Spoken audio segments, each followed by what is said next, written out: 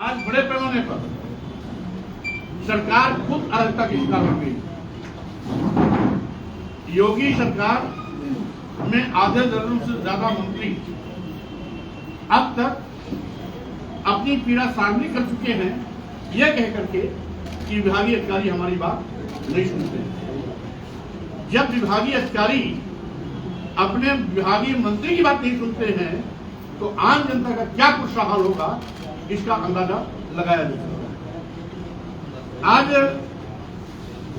दुर्भाग्य है इस उत्तर प्रदेश का, जहां हर 400-500 मीटर पर शराब की दुकानें तो खोली जा रही हैं, लेकिन जिन स्कूलों में गरीब के बच्चे पढ़ते हैं सरकार उनको बंद करने पर आमादा है। यही नहीं,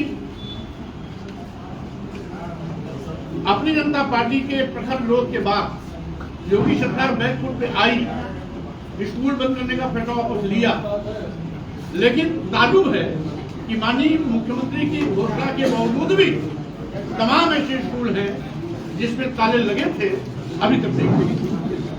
इसके साथ ही साथ आज साजिश के तहत ग्रामीण शिक्षा शून्य की जा रही, खत्म की जा रही है और उच्च शिक्षा महंगी की जा रही है, जिससे कि गरीब के बेटे बेटियां शिक्षा से पूरी तरह से वंचित हो रहे हैं। हालात तो इस हद तक उच्च शिक्षा महंगी हो गई। अगर गांव का 40 बीघे 50 बीघे काश्तकार भी अपने बेटे बेटी को विश्वविद्यालय में पढ़ाने की चाहे तो वो भी 10 बार सोचेगा। अगर उसके घर में कोई नौकरी पेशा वाला आदमी नहीं है तो 40 बीघे 50 बीघे काश्तकार भी अपने बेटे बेटी को विश्वविद्यालय में पढ़ाने में इस समय असमर्थ है। आज यह मोदी योगी सरकार पहले तो किसी घर में आग लगाती और जब घर पूरी तरह जल करके खत्म होने होता है तो उसमें एक बाल्टी पानी डाल करके वाहवाही लुटती है कि मैंने इस आग को बुझाई। यानी पहले जीएसटी से छोटे मध्यम व्यापारियों की कमर तोड़ दी, आम लोगों की कमर तोड़ दी, छोटी छोटी दैनिक उपयोग की वस्तुओं पर बड़े पैमाने पर जीएसटी लगाई और जब चुनावी मुहाने पर भाजपा पहुंची है तो थोड़ा सा कम करके अब खुशी मनाने की नाटक कर रही है। ठीक उसी तरीके से जैसे घर में आग लगाने के बाद एक बाल्टी पानी डाल करके आग बुझाने की वाहवाही लूटने की जाती है, ठीक उसी तरीके से आज जीएसटी के नाम पर भी बीजेपी इसी तरीके से जश्न मना रही है। कमर तोड़ करके लोगों को आज मोहताज बना दिया है। छोटे व्यापारी तो बिल्कुल सड़क पे आ गए, मध्यम श्रेणी के व्यापारी भी ठगी महसूस कर रहे हैं।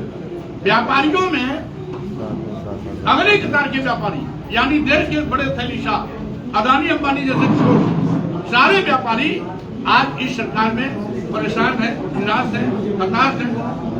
और यही नहीं, माननीय प्रधानमंत्री नरेंद्र मोदी जी से देश की जनता को बड़ी उम्मीदें थी। एक चाय बेचने वाला का बेटा देश का प्रधानमंत्री बन रहा है तो देश में कुछ अच्छा करेगा। देश में कुछ अच्छा तो कर नहीं पाए। आज देश के सरकारी विभाग संस्थान प्रतिष्ठान एक करके बेचे जा रहे हैं। जैसा कि सभी अवगत हैं कि अब तक सभी बंदरगाह, एयरपोर्ट, एयर इंडिया, अधिकांश रेलवे स्टेशन, कई दर्जन ट्रेनें LIC जैसी संस्थाएं अदानी अंबानी जैसे बड़े थैलीशाहों के हाथों में बेच दी गई, करोड़ों के भाव बेच दी गई। आगे कितना बेचा जाना है इसकी कोई सीमा नहीं। यानी आज जिस तरीके से मोदी योगी की जोड़ी, यूं कहिए डबल इंजन की सरकार सभी मुद्दों पर पूरी तरह फेल हुई है। उपलब्धि के रूप में केवल अगर सरकार के पास है तो बेरोजगारी, गरीबी, महंगाई, किसान समस्या, स्कूल बंद होना, देश बेचा जाना और साथ ही साथ चरमराई कानून व्यवस्था, गुंडा माफिया राज, दलितों आदिवासियों पिछड़ों का उत्पीड़न, धर्म के आधार पर समाज को बांटना, मुस्लिम समाज के मदरसों घरों पर बुलडोजर चलाना, आज उनकी उपलब्धियां हैं। संविधान विरोधी काम करने में माहिर है।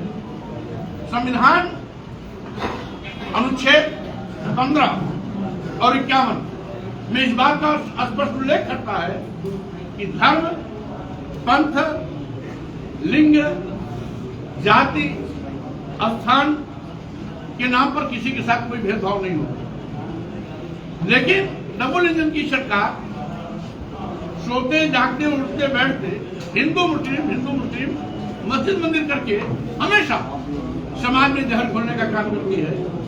जबकि हमारा भारतीय संविधान हिंदू, मुस्लिम, सिख, ईसाई, बौद्ध, जैन, पारसी जो भी भारतीय है सबका समान रूप से सम्मान करती है। उसके बावजूद